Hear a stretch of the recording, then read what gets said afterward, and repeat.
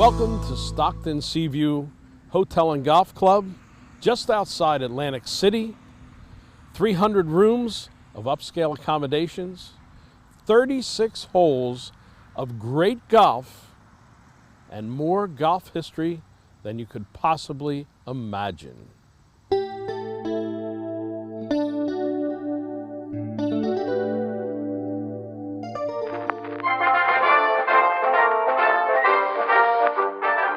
Round of the PGA Championship has Slammin' Sam Snead seeking his first major golf title, facing surprising dark horse Terrible Tony Leodora.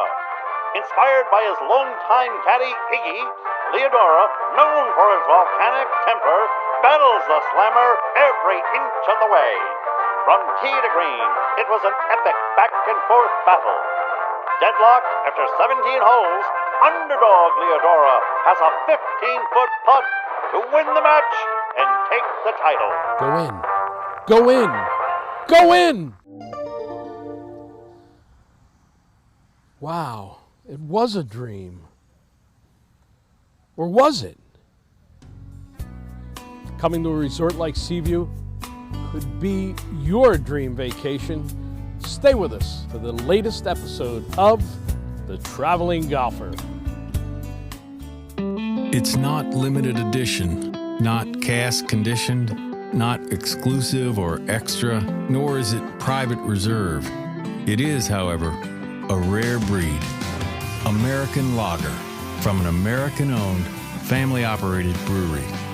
Since 1829, we kept it so simple, we're still in fashion.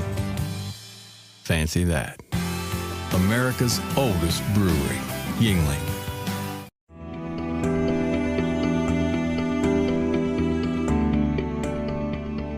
I'm with Brian Rashley, Director of Golf at Stockton Seaview. He's actually an employee of Troon Golf, a company that manages the property. And we're here on a typical Bay Course day at Seaview. The Bay Course designed by Donald Ross. We've got the wind, we've got the Atlantic City skyline over the shoulder. This is the way it usually is here. This is the Bay Course golf at its finest here. Little sun, little wind, beautiful day for golf though. Donald Ross, the most prolific golf course architect in American golf history, did this course at Seaview, and it has morphed into a very colorful history. It has. You know, Donald Ross, obviously one of the most decorated golf architects, leaving his footprint here is something that we're extremely proud of. Having events such as the ShopRite LPGA Classic just kind of adds to the lineage here of the events that we've had at Seaview and adds to its history each and every year. So, Donald Ross Golf. People always try to put tags on it. When he did 400 golf courses, they can't all be the same, but there are definitely some characteristics at the Bay Course that you'll see at some of his other courses. Certainly, you know, and most notably are the green complexes. You have a lot of small greens here, very undulating greens, and the word that comes to my mind is creativity. You get up to a shot and you have to be creative in your approach to hitting the shot. It's not going to always be a standard chip or a pitch where you might have to bump and run one or might hit one a little bit higher. And that's what Donald Ross brings to the table with his green bunker complexes. That's part of the defense of the golf course. The wind, another big part of it. The rough, the fescue surrounds. That makes it harder, especially when you hit a shot into these greens being this small and on a windy day, maybe a little bit firm, not receptive. Certainly. 6,200-yard golf course that's putting a big premium on accuracy. And when you get into the fescue and the rough here, that's really when the greens become more difficult to hold. It's going to require a lot of shots to be bump and run up onto the greens and land short, rather than landing them into the middle of the green and trying to get them to stop. So once again, a little more creativity comes into play when you get wayward on this golf course. A lot of times people think of undulated greens, meaning difficulty putting. Certainly it is. Chipping here is even more difficult sometimes. It is, and unfortunately for the golfer, a lot of our greens are surrounded by fescue mounts. So not only are you getting a difficult chip to a tiered green, but now you're hitting at a grass that can be anywhere from 2 to 8 inches long. Really makes chipping and getting the ball close very difficult. Even the rakes at Seaview are a little bit different. This is such a historical rake, not the kind of rake you'll see on most golf courses. You're right, Tony. It is. It's a much wider trowel when you're raking the bunker here. And what we really wanted to do was to kind of throw back the golf course to what it was like back in the early 1900s when the course opened. And this is certainly something that you don't see everywhere, and is certainly a flashback in time. Even if you do find one of the bunkers here, after you hit your shot and you take the rake, you will find that it still rakes just as well as any other modern day rake that you might get to use, albeit the grooves might be just a little bit wider to create a little more difficulty for players hitting out of the bunker. When you're playing the Bay course at Seaview, sooner or later, you're going to find yourself in the fescue. And oftentimes, well, it's accompanied by these mounds that make it even more difficult. Our pro, Brian, sometimes you've got a shot 140 yards from the green. You feel like you want to try to reach the green, but it's a tough proposition out of this stuff. What you don't want to do is take less club and try to swing too hard. Instead, what I'd like to see students and players do, take a little bit more club, let's play the ball back a little bit in our stance, and aim a little bit right. As that club gets into the fescue, tendency is for it to start to close down and the ball's going to want to squirt a little bit left. So players are really going to have to fight that club rolling over through impact. That will give you the best chance of getting the ball closer around the green. But close to the green isn't always a guarantee of success. You've got some real thick stuff, oftentimes on a extreme upslope. How you handle that one? What you want to do first is to set up with your shoulders parallel to the ground, meaning you're going to want to have a little bit tilt backwards. The second thing I like to do is take a little bit less loft on the club, because the added slope is going to help the ball get up into the air already for you, thus causing it not to carry quite as far. Allow for the ball to come out nice and high, and it should land nice and soft on the green. And the flip side, you hit one over the green, you've got a severe downhill lie, again in the thick stuff. That's probably the harder of the two shots. What you don't want to do in this case is to really try to help the ball up in the air. That's going to blade it, the ball's going to come out low and hot and probably roll 20 to 30 yards past the pin. What you want to do is make sure your shoulders are aligned with the slope, which is going to have you pointed more on a downward angle here. From there, play the ball slightly back in your stance, add a little bit of loft to that club face by opening it up, which is going to give it just enough loft to get it up in the air and carry it onto the green. Allow for some rollout. As the ball hits, it's going to tend to want to come out a little bit hotter, and really anything around the green from that lie or on is a fantastic shot.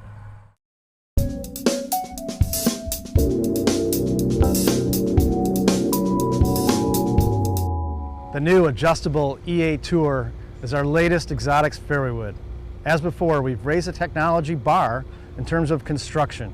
It's a smaller, Tour preferred head size, and the cup face actually is attached to the body by a 360-degree laser beam bond.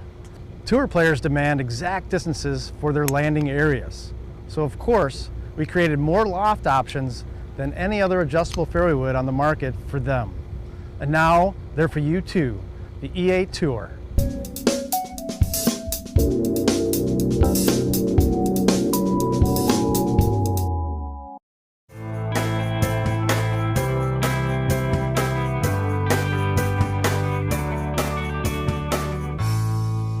Pretty good look at the Bay course at Seaview.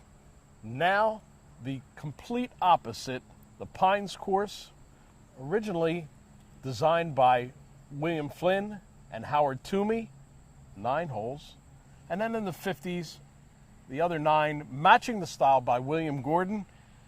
And that's a pretty good group of architects right there. It is. We're batting 1,000 here with golf course architects. You know, you come to this side of the golf course and you just get a completely different feel, almost as if you're not on the same property as if you'd played the Bay course. Yeah. Flynn, of course, known for his high-flashed bunkers, a style that he passed on to Tillinghast. You see it at Wingfoot, for example. Gem, I would say. Flynn, of course, really liked that style of architecture, and you see these high flash bunkers all through the golf course here. They provide a little bit of a different challenge. If you've got one of them in the fairway, only the best players can get out of them. You're correct. If you find one of them off the tee, you're looking at a stroke penalty right there. Most players aren't going to be able to advance it to the green. Once again, putting that demand on accuracy out here. Not only do you have to avoid the trees, but now you have the big bunkers. Of course, when you get to a green side bunker, if you're lucky enough to get to the upslope, it's a little bit easier shot. if you're in the front of one of those bunkers, you've got that high face again. It certainly will present a challenge to all golfers. Most of all, it's visually intimidating. A lot of those bunker shots, you can't actually see the base of the flag, which only challenges your depth perception more. The huge difference between the Bay course and the Pine course, evident as soon as golfers step to the tee, not just because of the tree-lined fairways, but because it's a much longer golf course. Distance on Pines course? Distance on the Pines course is about 500 yards longer than the Bay, so from the backs you're looking at just over 6,700 yards. And the course will tend to play even a little bit longer than that, as a lot of the par fours, which are doglegs here, require shots to a corner, which may not necessarily allow players to always hit driver off the tee. Ah, strategic golf. Very strategic. Not only do you have to keep it in the fairway, you've got to keep it to a certain side of the fairway. Correct, or some of the many pine trees we have here will be blocking your next shot into the green. Only the best players who can really work their tee ball both left and right will find it easier to navigate around this golf course. The greens are a little bit bigger than the Bay course, not huge by any standard, certainly by modern standards, but a little bit bigger, and of course they still have some roll to them. They do, and they're certainly bigger compared to the Bay, but they require a precise shot coming in. And once you're on the greens, the slope might not look quite as obvious as it would on the Bay. However, there's so many little subtle breaks, it really makes those 5-10 footers extra tricky. And the Pines is definitely known for its closing stretch. It is. Golfers finally think they're getting close to the end, and they're greeted on 15 and 16 back-to-back par threes that measure 220 yards plus from the back tees. A lot of challenge right up to the last hole here. There are many courses that were designed by William Flynn. Very few courses that are available for daily fee play. If you want to get a real taste of William Flynn and can't get on one of those many private courses, right here at Seaview. The 1942 PGA Championship played right here at Seaview.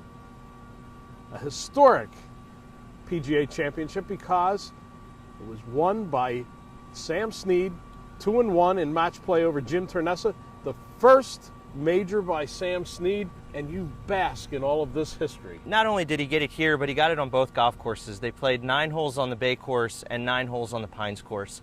So really combining the test of how different both courses are, we truly feel Sam, who at the time fairly new into professional golf, now really showed what an elite player he was by being able to navigate both golf courses and doing so in first place. That's amazing, and he obviously had to handle 2 totally different challenges and handled it well. We're one of 25 courses worldwide to host a major that's open to the public. Bill Hansen, Tournament Director, ShopRite LPGA Classic.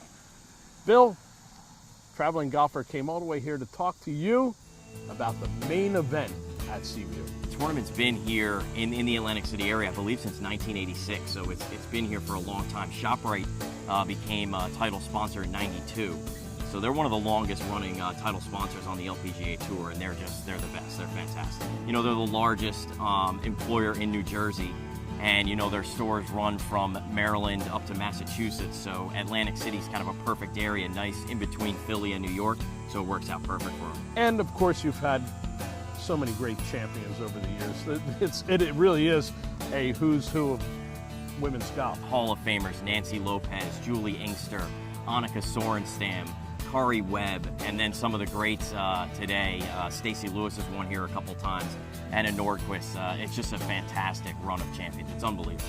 Bill, I remember years ago in a press conference here when Nancy Lopez came to play, and she talked about the history of Seaview. And she was actually overwhelmed when she said, I feel like I'm walking alongside with the spirit of Sam Snead and Byron Nelson and those people. Do the current players get that same feeling of history? Absolutely. I mean, I think they love playing here. They love the history. They're familiar with it. It's been here so long that they feel comfortable. They know what to expect when they come here. I mean, you stay at a fantastic resort like Stockton Seaview. You wake up, you're practically on the golf course. I think that might mean why we get such great champions. You know, it's the shortest course, I believe, on the LPGA Tour, but the greens are tiny, the winds can kick up, the fescue, it's really target golf, and I think that leads to great champions. The Bay course gets all the headlines, but the players do take a trip back on the Pines. Absolutely, yeah. I mean, we have the world's largest pro-am in professional golf, and it's over 2 days, and it's both days are on the Bay, but also both days are on the Pines as well. So the players do get to play the Pines course, and they love the Pines as well. I mean, it's another first-class golf course. It's a bit different. Let me correct you. It's a lot different. Definitely. Well, folks, we look forward to many more years of the ShopRite LPGA Classic right here at Seaview, and hope you'll be with us. We're with Mike Tidwell, Director of Sales and Marketing at Stockton Seaview Resort, a new partner for you at this grand old property. Indeed, yes. We're owned by Stockton University, which is it's a unique opportunity for anyone in the hotel business. Typically, hotels are owned by corporations and real estate trusts, and to be owned by a college is really a great opportunity for us. It's unique, and we try and tie our history into everything we do. So whether it's the golf and golf groups, and obviously the LPGA tournament that we host each year, history is always part of every touch point. We do 90 weddings a year here, and with that you've got some beautiful spaces, one right inside those doors where Princess Grace had her Sweet 16 party. How did I miss the invitation on that one? I'm not sure, but that kind of history is something that just lives on, and it's great to see you keep all of that together. I even understand the history is carried on into the tavern. The tile floor there, the tiles are called Mercer tiles, and they came from a period where I think it was in conjunction with Art Deco, where tiles became a focal point. And so our original floor in the grill room is Mercer tile. The stonework, that's all original from when it was a farmhouse. So again, the original bricks from the farmhouse? Indeed, yes. Wow. Yeah. Each room in this building can tell a story.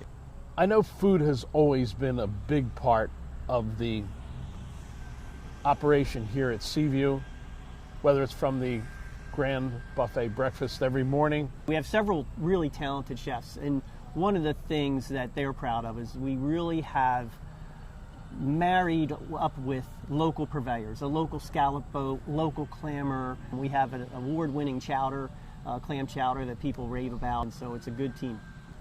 I've always enjoyed the stately nature of the rooms here at Seaview, but it seems like it's always being updated, including a major renovation in 2015 and 16. Yes, that's right. Whether it's sourcing patterns for wallpaper that would be 100-year-old patterns. It's always a challenge, but also exciting at the same time to keep a historic building current and fresh, and especially in the guest's eyes, and we feel we've accomplished that.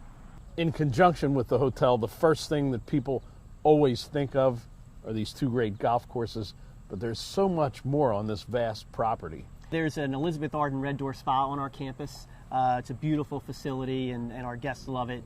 We've got a walking trail that winds through the Pines golf course, walking, jogging. We've got tennis courts, basketball courts, volleyball. The beauty of the grounds is always something that catches the eye. There are very few places that can match what you have here at Seaview. I know you have some special attention to that. We do. We have a head groundskeeper who's been here for 36 years. And he takes pride in the baskets that are hanging, the landscaping, the flowers. It's a full-time job. He's got a full-time crew, and you can see the results of it. You know, he really takes pride in what he does, and so there's really a diverse amount of planting materials on the property.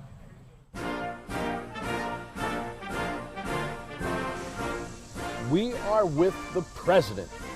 No, not that president. President Dr. Harvey Kesselman, president of Stockton University. And this is a strange marriage. Seaview Resort and Stockton University. It started in 2009, but how did it ever happen?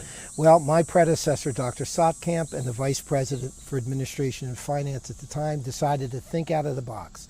We needed additional housing for students. We wanted an academic experience for our students in hospitality and tourism management that mirrored the real thing. We worked with the legislature to ensure that we could get approval, and voila, after about a year of working all different angles, we were able to acquire this property for cash, so it didn't cost students extra tuition money, and have had an incredible marriage since that time. This has been an absolute joy to be part of, watching the transformation. During the summer, it's booked every day. You cannot find any space at Seaview, but during the academic year, we have 224 students who actually reside here, not all of whom are hospitality students. But the hospitality and tourism students get what's called experiential learning by being able to practice here all of the different skills that they will need in a resort of this magnitude. Everything from culinary, management, to marketing, to public relations, and all the different facets. And we get compliments from that all the time from the guests. For more than 100 years, great golf has taken place at Seaview, including the 1942 PGA Championship. Today, the Stockton Seaview Hotel and Golf Club is a modern resort enjoyed by people from all over the country and around the world. We hope you enjoyed your trip around Seaview with the Traveling Golfer. See you next time. Tony Leodora's golf wardrobe, courtesy of Antigua, the leader in modern golf apparel. Tour Edge is the official equipment sponsor of the Traveling Golfer.